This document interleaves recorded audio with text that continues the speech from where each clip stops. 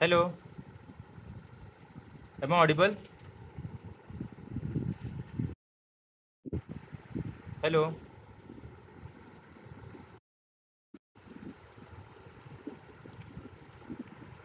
हाँ, sorry, actually ना ये मोबाइल जो है ना, ये ओवर हीट हो जाता है। इसके पहले ही मैंने लेक्चर इसके लिए बंद किया था, क्योंकि मोबाइल जो है ना, ये एक साथ ये स्क्रीन रिकॉर्डर, जूम वगैरह सब चालू रहता है ना, तो ये अपने आप मोबाइल ओवर हीट हो जाता है।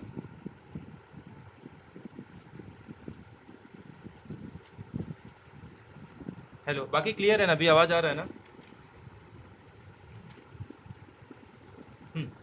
तो सेकेंड ऑर्डर इक्वेशन। अब सेकेंड ऑर्डर में एक तो आपको बेसिक कांस्टेंट कोएफिशिएंट वाले सॉल्व करने आने चाहिए, मतलब लीनियर डिफरेंशियल इक्वेशन में सेकेंड ऑर्डर का जब कांस्टेंट कोएफिशिएंट रहेंगे। अब इसमें दो होता है। जब आप कांस्टेंट कोएफिशिएंट मतलब सेकेंड ऑर्डर का लीनियर डिफरेंशियल इक्वेशन सॉल्व करोगे, तो एक तो आपको उसमें कॉम्प्लीमेंट्री फंक्शन निकालना रहता है और एक आपको पर्टिकुलर इंटीग्रल। तो कॉम्प्लीमेंट्री फंक्शन के क्वेश्चन आते हैं और पर्टिकुलर इंटीग्रल। अब पर्टिकुलर इंटीग्रल में भी बेसिक आए हैं। जब आपका साइन एक्स रहेगा, कॉस एक्स, या फिर ई रेस टू ए एक्स, या फिर सिंपल पॉलिनोमियल, तो ये टाइप के जो रहेंगे, इसी टाइप का आपको पर्टिकुलर इंटीग्रल निकालना है। और बाकी कॉम्प्लीमेंट्री फंक्शन के लिए आपको सिंपल ऑक्सिलरी इक्वेशन का यूज़ करके रूट निकाल के, एक तो इस पे क्वेश्चन आते हैं। सेकेंड, सबसे ज़्यादा जो क्वेश्चन पूछा गया ऑर्डिनरी डिफरेंशियल इक्वेशन पे, एक तो आपका इनिशियल वैल्यू प्रॉब्लम है और दूसरा आपका रॉन्स्कियन थ्योरी। ये मान के चलो कि 100% श्योर है कि ये दो टॉपिक से दो क्वेश्चन हर साल आए, मतलब जब से स्टार्ट हुआ है, इनिशियल वैल्यू प्रॉब्लम और रॉन्स्कियन थ्योरी का। अगर तीन क्वेश्चन आए हैं तो एक क्वेश्चन आपको रॉन्स्कियन इनिशियल वैल्यू प्रॉब्लम के मिलेंगे। अगर इनिशियल वैल्यू प्रॉब्लम का नहीं है तो ये कंफर्म है आपको रॉन्स्कियन थ्योरी के क्वेश्चन देखने को मिले। वो भी इसमें दो से तीन टाइप के क्वेश्चन है जो हर साल वही रिपीटेड पूछते हैं। रॉन्स्कियन थ्योरी पे भी दो तीन क्वेश्चन है जो जब तक पूछे मतलब वही सेम क्वेश्चन को रिपीट किया जाता है, रॉन्स्कियन थ्योरी पे भी और इनिशियल वैल्यू प्रॉब्लम पे भी। तो ये एक है, और एक ऑर्थोगोनल ट्रेजेक्टरी।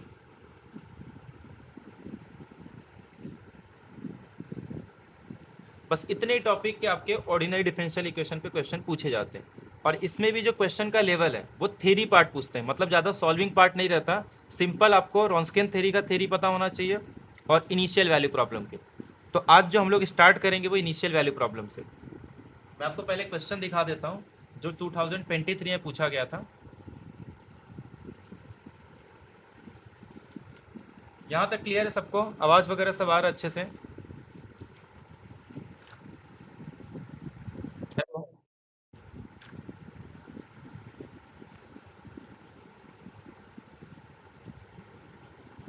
हेलो, यहाँ तक क्लियर है सबको?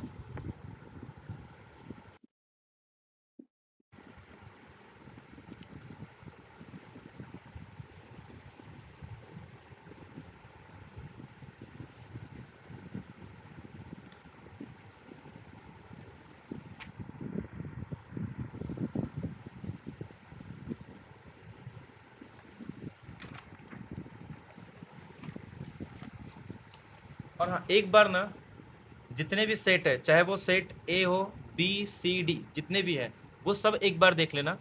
जैसे ये मैंने सेट ए का निकाला है, तो सेट ए के जो क्वेश्चन मतलब जो 2024 में भी आएंगे, वो भी सेम इसी पैटर्न का होगा।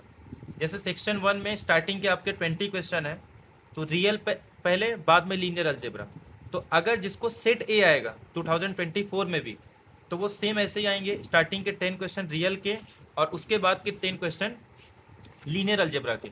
इसके बेनिफिट ये होता है कि जब भी आपको जो टॉपिक के क्वेश्चन ढूंढने हैं, तो अगर आपको पहले से ही पता है तो आप डायरेक्ट जाके उस क्वेश्चन पे आप लोग उस क्वेश्चन को सॉल्व कर सकते हैं। अब आते हैं सेक्शन 2 पे। तो सेक्शन 2 पे जब आप, अगर मान लो आपको ए सेट आ रहा है, तो उसमें भी सेम आपका क्वेश्चन नंबर 1 से लेके क्वेश्चन नंबर 14 तक, मतलब 21 से लेके 34 तक, उसमें भी सेम आपका कॉम्प्लेक्स के ही रहेंगे। तो 34 तक यानी कि 14 क्वेश्चन आपको कॉम्प्लेक्स। तो जैसे अगर मान लो आपको सेट ए आ गया, तो जब आप पेपर अटेम्प्ट करने जाओगे और आपको कॉम्प्लेक्स पहले करना है, तो आपको ढूंढने की जरूरत नहीं है कि कॉम्प्लेक्स के क्वेश्चन कहाँ आएंगे। आप सीधे क्या करो, क्वेश्चन नंबर 21 से लेके 34 तक आप डायरेक्ट कॉम्प्लेक्स कर सकते हो। मान लो आपको पहले मॉडर्न अलजेब्रा करना है, तो आप डायरेक्ट क्वेश्चन नंबर 35 से लेके, इसमें भी 14 क्वेश्चन है, तो 35 से लेके 48 तक। अब मॉडर्न अलजेब्रा में 2 क्वेश्चन आपको नंबर थ्योरी से मिलेंगे, बाकी 12 क्वेश्चन आपके मॉडर्न अलजेब्रा जिसमें रिंग थ्योरी, ग्रुप थ्योरी और आपका फील्ड थ्योरी से आएंगे। इसके बाद आपके 12 क्वेश्चन टोपोलॉजी से हैं, जो कि 49 से लेके 60 तक रहेंगे। फिर 60 के बाद से 61 से लेके 100 तक ये आपका आ जाएगा अप्लाइड। अब अप्लाइड में अगर जिसको सेट ए आएगा, तो सबसे पहला आपका ऑर्डिनरी डिफरेंशियल इक्वेशन। तो हम लोग भी सेट ए के अकॉर्डिंग ऑर्डिनरी डिफरेंशियल इक्वेशन के क्वेश्चन स्टार्ट करेंगे 61 से लेके। ये देखो, ये आपको एक क्वेश्चन जो कि आपका इनिशियल वैल्यू प्रॉब्लम से है, और वही क्वेश्चन है जिसके पहले कम से कम 2 से 3 बार पूछा जा चुका है, एज इट इज क्वेश्चन पूछा है इसमें फिर से। ये क्वेश्चन आपका रॉन्स्कियन थ्योरी का है। रॉन्स्कियन थ्योरी में 2-3 स्टेटमेंट है या फिर थ्योरम कह सकते हो, वो आपको याद करने हैं। अगर वो आए तो ठीक है, नहीं तो इसके पहले जो पूछा है वो, उसके अलावा कुछ नया नहीं है इसमें। और हाँ, एक टॉपिक आपका फॉर्मेशन ऑफ डिफरेंशियल इक्वेशन है, जिसमें आपको सर्कल का फॉर्मेशन पता होना चाहिए, आपको स्ट्रेट लाइन का पता होना चाहिए, सर्कल के जितने भी फॉर्म है, कि आपका सर्कल का सेंटर कहाँ होगा, एक्स एक्सिस पे है, सर्कल का सेंटर आपका वाई एक्सिस पे है, circle touches x axis, circle touches y axis, या फिर सर्कल पासिंग थ्रू ओरिजिन। तो ये जितने भी डिफरेंशियल इक्वेशन है उसके सारे आपको फॉर्मेशन पता होने चाहिए। ये आपका रॉन्स्कियन थ्योरी में लीनियरली डिपेंडेंट इंडिपेंडेंट क्या होता है, इस पे क्वेश्चन आते हैं। ये आपका फिर से इनिशियल वैल्यू प्रॉब्लम पे, ये आपका फिर से लीनियर डिफरेंशियल इक्वेशन यूज करके आप सॉल्व कर सकते हो। और ये आपका ऑर्थोगोनल ट्रेजेक्टरी। तो यानी कि यही सब लिमिटेड टॉपिक है जहां से आपको अब तक क्वेश्चन पूछे गए, स्टार्टिंग से लेके अब तक। तो ये तो हो गया आपका 7 क्वेश्चन आपके ऑर्डिनरी डिफरेंशियल इक्वेशन। इसके बाद 8 क्वेश्चन 68 से लेके 75 तक ये आपके अप्लाइड के हैं, सॉरी पार्शियल डिफरेंशियल इक्वेशन से। उसके बाद आपके 6 क्वेश्चन न्यूमेरिकल एनालिसिस है, मतलब 76 से लेके 81 तक। फिर 6 क्वेश्चन आपके COV से है, 82 से लेके 87 तक। उसके बाद आपका 6 क्वेश्चन आपका इंटीग्रल इक्वेशन से है, 87 से 94 और 87 से 93। और बाकी आखिरी के 7 क्वेश्चन आपके मैकेनिक्स से, यानी कि 94 से लेके आपका 100 तक आपके टोटल मैकेनिक्स के आ जाएंगे। तो इसीलिए याद रखना है कि जब भी अगर आप मान लो आपको सेट ए आ गया, तो सेट ए में अगर आपको जाना है अप्लाइड पे, तो आप डायरेक्ट चले जाओ 61 क्वेश्चन पे, और 61 से लेके आपको 100 तक करना है। अगर आपको प्योर में जाना है सेक्शन 2 में, तो आपको 21 से लेके 60 तक। अब जिसमें सबसे पहले आपका कॉम्प्लेक्स रहेगा, फिर मॉडर्न अलजेब्रा, और उसके बाद आपका टोपोलॉजी।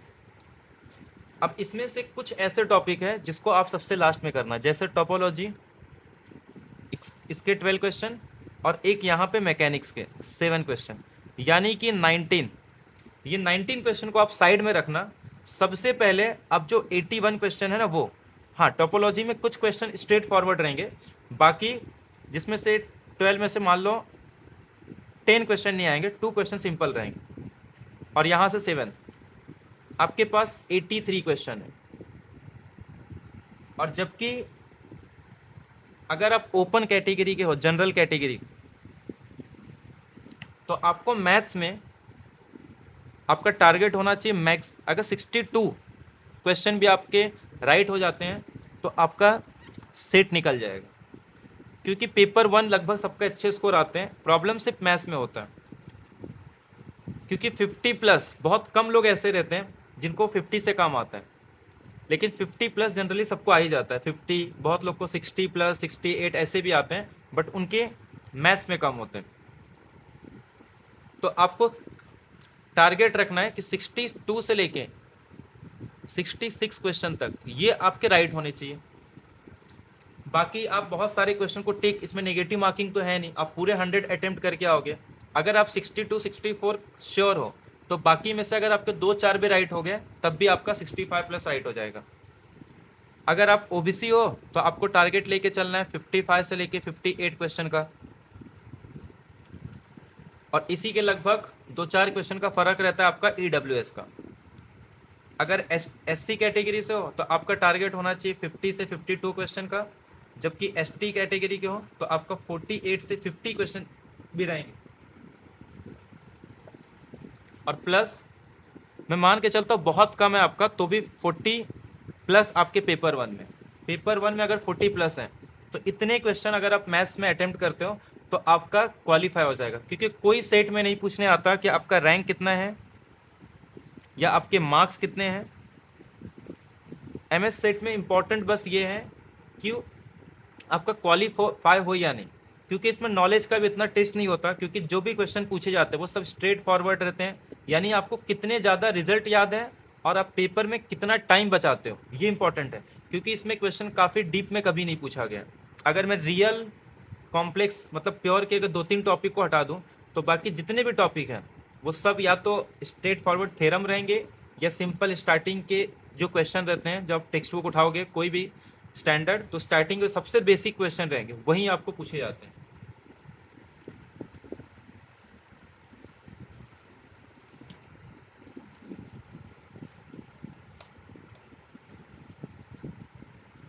तो सबसे पहले हम लोग स्टार्ट करते हैं ऑर्डिनरी डिफरेंशियल इक्वेशन से।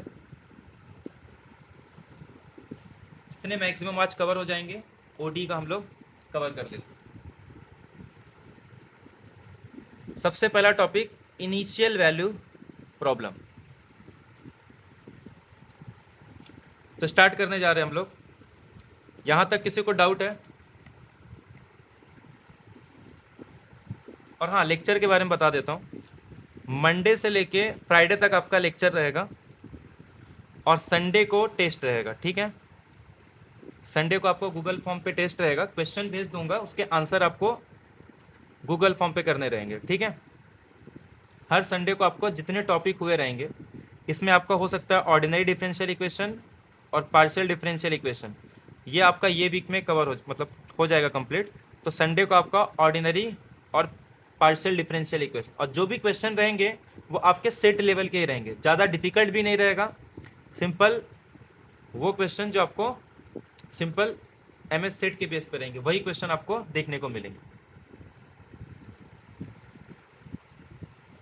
तो स्टार्ट करें हम लोग। यहाँ तक किसी कोई प्रॉब्लम? हेलो,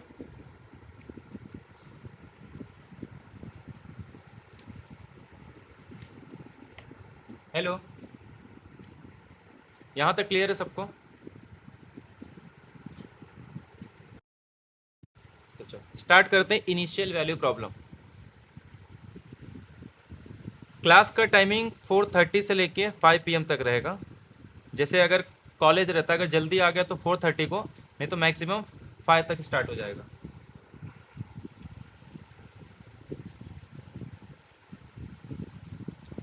हाँ, तो इनिशियल वैल्यू प्रॉब्लम।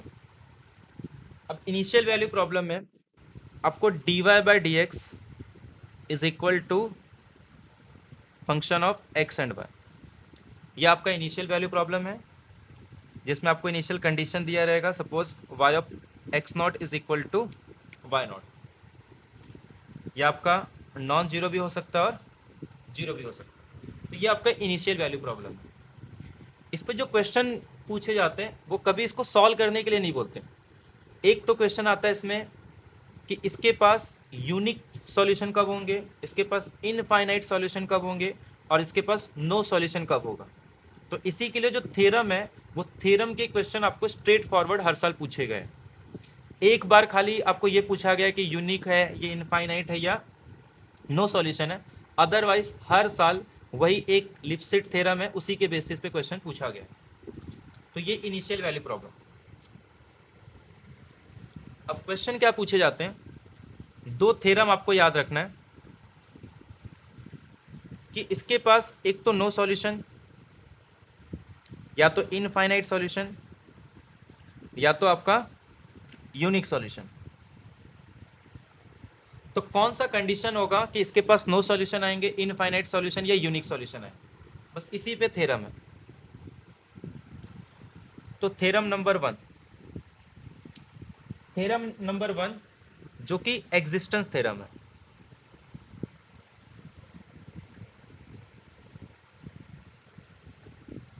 तो कॉची पियानो का एग्जिस्टेंस थ्योरम क्या कहता है कि इनिशियल वैल्यू प्रॉब्लम के पास सॉल्यूशन कब होंगे। अब सॉल्यूशन होंगे इसका मतलब क्या है, या तो इनफाइनाइट सॉल्यूशन होगा या तो यूनिक सॉल्यूशन होंगे। तो एग्जिस्टेंस के लिए सिर्फ इतना कंडीशन है कि जो आपका एफ वो क्या होना चाहिए, कॉन्टिन्यूस होना चाहिए। अब क्योंकि ये टू वेरिएबल का है तो टू वेरिएबल में आपको कॉन्टिन्यूटी चेक करने आना चाहिए, और सिंपल बेसिक रहता है क्योंकि एमएस सेट में कभी ऐसा डिफिकल्ट आपको फंक्शन नहीं पूछा गया है, ऐसे तो पूछा ही नहीं है। और अगर इन केस कभी पूछेंगे तो सिंपल बेसिक रहेगा, पॉलिनॉमियल यही सब, कि अगर कॉन्टिन्यूस है तो आपके पास या तो इनफाइनाइट सॉल्यूशन होंगे या तो यूनिक सॉल्यूशन होंगे। अगर कॉन्टिन्यूस नहीं होगा तब कुछ नहीं कह सकते, तब इनफाइनाइट भी हो सकता है, यूनिक भी हो सकता है, नो सॉल्यूशन भी हो सकता है। तो ये सिर्फ सफिशिएंट कंडीशन है, मतलब एफ कॉन्टिन्यूस इंप्लाई करता है कि इसके पास सॉल्यूशन एग्जिस्ट होगा। तो इनिशियल वैल्यू प्रॉब्लम के पास सॉल्यूशन एग्जिस्टेंस थ्योरम क्या कहता है कि सॉल्यूशन कब एग्जिस्ट होगा, सिर्फ फंक्शन क्या होना चाहिए, कॉन्टिन्यूस। तो ये पहला थ्योरम है कॉची पियानो का एग्जिस्टेंस थ्योरम। ये क्लियर है सबको? Hello, existence theorem clear? Hello, हाँ, एग्जिस्टेंस थ्योरम क्या कहता है कि अगर आपको d y by d x is equal to, जैसे मान लो आपको एक्स दे दिया है, ठीक है, ये पॉलिनोमियल है, इसका मतलब कॉन्टिन्यूस है, तो पक्का है इसके पास सॉल्यूशन एग्जिस्ट करेगा। अब हो सकता है नो सॉल्यू अरे इनफाइनाइट सॉल्यूशन हो या यूनिक सॉल्यूशन हो, सिर्फ क्या होगा, सॉल्यूशन एग्जिस्ट करेगा। क्लियर है ये सबको? मान लो एक्स इंटू वाई दे देंगे, तब भी क्या है, ये कॉन्टिन्यूस है, तो इसका मतलब ये भी कि इसके पास भी क्या होगा, सॉल्यूशन एग्जिस्ट करेगा। हेलो, तो ये क्लियर है सबको? तो कॉन्टिन्यूस क्या इंप्लाई करता है कि सॉल्यूशन का एग्जिस्टेंस। हेलो,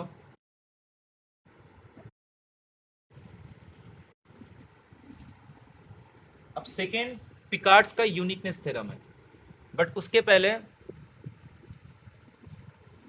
आपको लिपस्टिक कंडीशन पता होना चाहिए। वो भी लिपस्टिक कंडीशन कौन सा, देखो ये लिपस्टिक के लिए है, और सी मतलब कांस्टेंट।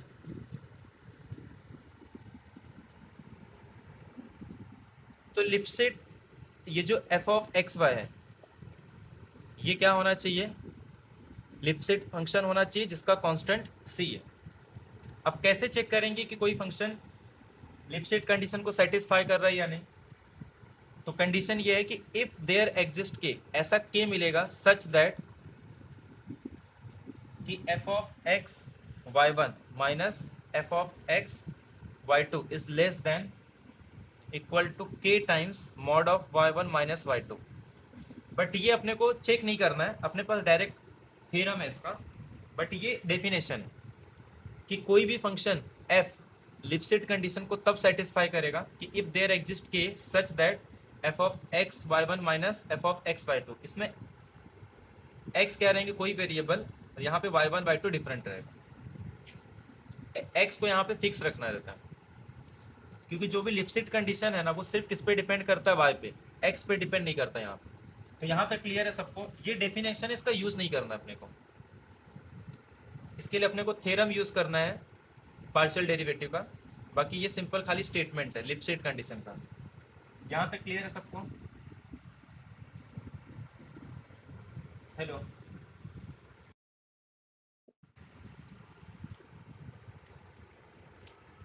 तो अब थ्योरम क्या है, आपको del f by del y निकालना है। अगर ये बाउंडेड हो गया, पहली बात तो एग्जिस्ट करना चाहिए और बाउंडेड होना चाहिए।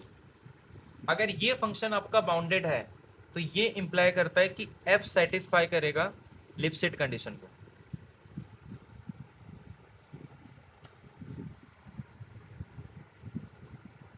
हाँ ठीक है, नोट सेंड कर दूंगा। जिसको नोट्स नहीं मिला है ना, नोट सेंड कर दूंगा, ठीक है, बाकी सबको सेंड कर दिया हूँ। हाँ, नोट्स जितने हैं ना, हर एक टॉपिक के नोट्स मिल जाएंगे। बाकी जो टॉपिक वाइज वीडियो वो भी मैं सेंड कर दूंगा। इसमें हम लोग खाली क्वेश्चन और उसके ट्रिक वगैरह कैसे सॉल्व करने वो देख रहे हैं, ठीक है। तो अगर फंक्शन ये कंडीशन को सेटिस्फाई कर रहा है कि del f by del y, और अगर ये बाउंडेड है, तो हम लोग बोलेंगे कि एफ सेटिस्फाई कर रहा है लिपसेट कंडीशन को। ये क्लियर है सबको? और इसमें भी क्वेश्चन नहीं पूछते, सिर्फ स्टेटमेंट आता है। अभी हम लोग जब क्वेश्चन देखेंगे तो अपने को क्लियर होगा, सिर्फ खाली स्टेटमेंट पूछे जाते हैं, सेट में कभी क्वेश्चन नहीं पूछा है इसका। ये क्लियर है सबको? थ्योरम क्या होना चाहिए कि del f by del y, अगर ये बाउंडेड है तो एफ लिपसेट कंडीशन को सेटिस्फाई करेगा। तो अब जो सबसे इंपॉर्टेंट है, यूनिकनेस थ्योरम, पिकार्ड्स का यूनिकनेस थ्योरम। तो पहले तो सॉल्यूशन का गारंटी कौन देता था कि एफ जो है वो क्या होना चाहिए, कॉन्टिन्यूस होना चाहिए, पहला कंडीशन। अगर फंक्शन कॉन्टिन्यूस है, सेकेंड कंडीशन, जो एफ है वो सेटिस्फाई कर रहा है लिपसेट कंडीशन को। या फिर अगर फंक्शन लिपसेट कंडीशन को सेटिस्फाई कर रहा है और कॉन्टिन्यूस है, तो इसका मतलब जो इनिशियल वैल्यू प्रॉब्लम है उसके जो सॉल्यूशन रहेंगे वो क्या रहेंगे, यूनिक, या फिर यूनिक सॉल्यूशन। बस ये थ्योरम याद रखना और ये सफिशियंट है। एक चीज याद रखना है कि ये जो थ्योरम था del f by del y, ये लेस देन एम, ये सिर्फ सफिशियंट है। इसका मतलब क्या हुआ कि अगर ये बाउंडेड नहीं होगा तब भी वो लिपसेट कंडीशन को सेटिस्फाई कर सकता है। ऐसे ही अगर मान लो ये कंडीशन नहीं सेटिस्फाई कर रहा है, तब भी उसके पास इनिशियल यूनिक सॉल्यूशन हो सकते हैं। बट अगर फंक्शन कॉन्टिन्यूस है, लिपसेट कंडीशन को भी सेटिस्फाई कर रहा है, तो ये इंप्लाई करता है कि इनिशियल वैल्यू प्रॉब्लम के पास यूनिक सॉल्यूशन होंगे। ये क्लियर है सबको? क्योंकि थ्योरम पूछे जाते हैं कि अगर ये इंप्लाई करता है इसको, इनिशियल वैल्यू प्रॉब्लम को। जैसे d y by d x, ठीक है, अगर मैं इसमें मान लो 2